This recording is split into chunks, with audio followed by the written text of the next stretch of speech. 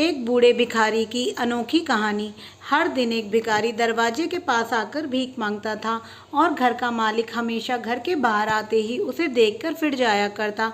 कई बार उसके लिए गालियां भी बकता। वो कहता, तू जिंदा ही क्यों है? पूरी जिंदगी ऐसे ही भीख मांगेगा क्या? धरती का बोझ क्यों बना बैठा है? और कभी उस भिखारी को गुस्से में वह धक्का भी मार दिया करता था। इतना कुछ हो जाने के बावजूद भिखारी के मुंह से सिर्फ यही निकलता कि भगवान तुम्हारे पापों को माफ़ करे।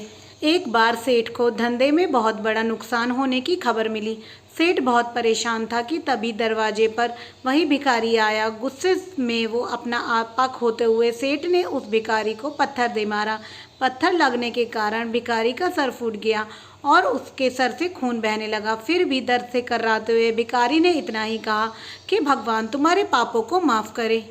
भिखारी वहां से चला गया। सेठ सोच में पड़ गए कि भिखारी को पत्थर मारा, फिर भी उसने सिर्फ प्रार्थना की। सेठ का गुस्सा शांत हुआ। सेठ का मन जब शांत हुआ तो भिखारी का रहस्य जानने के लिए सेठ ने भिखारी का पीछा करना शुरू कर दिया। भिखारी जहाँ जहाँ जाता सेठ उसके पीछे पीछे जाता कि उसको कोई खाना देता और कोई उसको मारता, कोई अपमानित करता तो कोई गाली देता। लोग भिखारी के साथ चाहे जैसा व्यवहार करते, लेकिन भिखारी सबके लिए एक ही प्रार्थना करता, भगवान तुम्हारे पापों को माफ़ करे। अब रात होने को आई थी। भिखारी अपने घर जाने के लिए लौटा और वह अपने घर पहुंच गया, लेकिन सेठ अब भी उसका पीछा ही कर रहा था। एक पुरानी टूटी हुई खटिया पर एक बूढ़ी औरत लेटी हुई थी। काफ़ी कमज़ोर और बीमार लग रही थी। वह भिखारी की पत्नी थी। अपने पति को वापस आता देख वह खाट से उठ खड़ी हुई। पत्नी ने अपने पति के भीख मांगने वाले कटोरे में देखा तो उसमें सिर्फ आधी बासी रोटी थी। उसे देखकर वह बोली, आज बस इतना ही मिला। और हाँ, आपके सिर से खून क्यों निकल रहा है?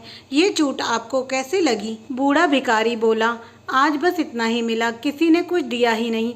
सब ने गालियाँ दी और एक ने तो पत्थर भी फेंका, इसलिए मेरा सर फट गया। एक ठंडी गहरी सांस लेकर बूढ़ा भिखारी फिर से बोला, यह मेरे पापों का ही फल है। तुम्हें याद है कुछ सालों पहले हम कितने अमीर थे? क्या कुछ नहीं था हमारे पास? हमारे पास हर चीज़ ज़रूरत से भी ज़्यादा थी, लेकिन हमने कभी किसी को दान नहीं दिया। और उससे भी बुरा हमने उस अंधे भिखारी के साथ किया जो हमारे द्वार पर भीख मांगने आया करता था। बूढ़ी पत्नी की आंखों में आंसू आ गए। वह बोली, हाँ, हम उस बेचारे अंधे के साथ बहुत बुरा करते थे, उसका अपमान करते थे, उसे रोटी खाने की जगह कागज़ दिया करते थे, उसका मजाक उड़ाया करते थे और कभी कभी मारा भी करते थे। मैंने कभी उसको रास्ता नहीं दिखाया और वह हमेशा दुखी होकर सिर्फ यही कहता था कि भगवान तुम्हें तुम्हारे किए की सज़ा देगा, भगवान तुम्हारे पापों की सज़ा ज़रूर देगा।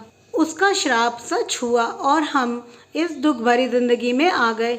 भिखारी बोला, हाँ, उसका श्राप सच हुआ, इसलिए मैं किसी को बद्दुआ नहीं देता, चाहे कोई मेरे साथ कैसा भी बर्ताव करे। मैं हमेशा उनके लिए प्रार्थना करता हूँ। मैं भी नहीं चाहता कि कोई हमारे जैसी ज़िंदगी का अनुभव करे, किसी को भी हमारे जैसे दुखों का सामना करना पड़े। वो भी नहीं जानते कि वो कितना बड़ा पाप कर रहे हैं, इसलिए अनजाने में हुए पाप की ऐसी सज़ा किसी को भी ना मिले। मैं ये नहीं चाहता। सेठ वहीं छुपकर यह सारी बातें सुन रहा था। अब उसे सब कुछ समझ में आ गया था। भिखारी और उसकी पत्नी ने वह आधी रोटी मिल बांट कर खाई और भगवान को धन्यवाद बोलकर सो गए। अगले दिन वह भिखारी फिर से भीख मांगने गया। जैसे ही वह सेठ के घर के पास पहुंचा तो सेठ ने पहले से ही गर्म रोटियां उसके लिए निकाल रखी थी। उसे देते हुए सेठ विनम्रता से बोला, माफ़ कर दीजिए बाबा, मुझसे बहुत बड़ी गलती हो गई है। बूढ़ा भिखारी बोला, भगवान तेरा भला करे। इतना कहकर वह आगे निकल गया। इस कहानी से जो सीखने के लायक है वह बड़ी ही सिंपल सी बात है कि आदमी चाहे कितना भी किसी के साथ बुरा करे या भला करे, लेकिन भगवान सिर्फ कर्म के हिसाब से उसको फल देता है। क्या हुआ अगर भगवान नहीं दिखता है? लेकिन यह बात बिल्कुल सच है कि उनके खाते में सबका हिसाब होता है। इसीलिए जब भी किसी के लिए कुछ भी करो तो केवल अच्छा ही करो। हमारी वीडियो को पूरा यहाँ तक देखने के लिए आप सबका बहुत बहुत धन्यवाद।